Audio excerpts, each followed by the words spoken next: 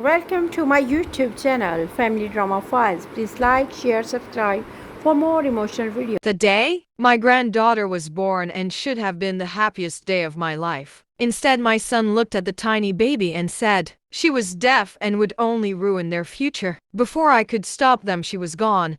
They gave her up for adoption without telling me where she went. They thought I would eventually forget.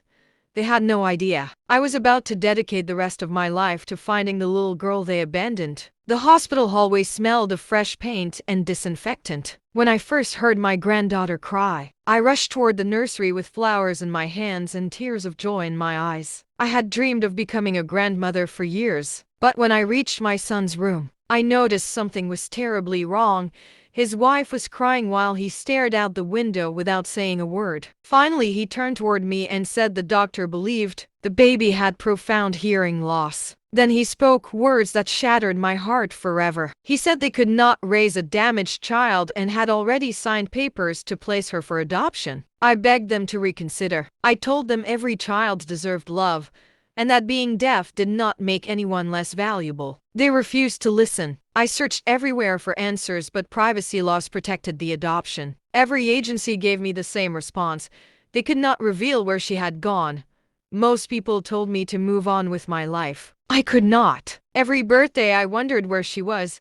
Every Christmas I imagined another family opening gifts with the granddaughter I had never held. Instead of giving up, I made a promise to myself. If I ever found her, I wanted to be able to speak to her in her own language. I enrolled in sign language classes. At first, my hands moved slowly and I made countless mistakes. But year after year, I practiced until signing became as natural as speaking. I volunteered at community centers for deaf children and met families who taught me that love is measured by patience and acceptance, not by perfection. My son stopped talking about the baby completely. He built a new life and expected everyone else to forget the past. I never did. I kept a small photo from the hospital inside my wallet. It became worn and faded, but it reminded me of that somewhere. My granddaughter was growing up without knowing someone had always loved her. 18 years passed. One afternoon, I attended a charity event supporting young adults with hearing loss.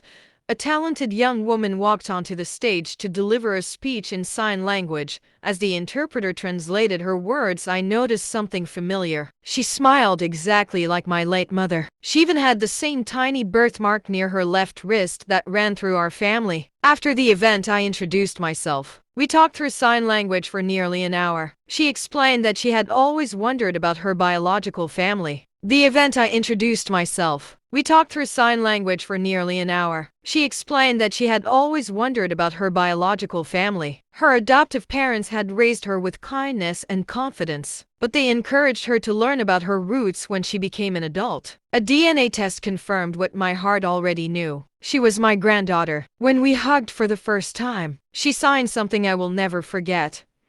She signed that she had never been broken. She had only been waiting for someone who truly saw her. I cried harder than I ever had before because every lesson, every mile and every year of searching had finally led me to that single moment. Months later, my son asked to meet her. He expected anger. Instead, she greeted him with kindness. She signed that forgiveness was a gift, but trust had to be earned. Watching her stand there with confidence, dignity, and compassion proved something powerful. The child once called damaged had become the strongest person in the room. Never judge a child's future by a diagnosis or a disability. Love changes lives. Acceptance creates miracles. And sometimes the people the world underestimates become the ones who teach everyone else the true meaning of courage.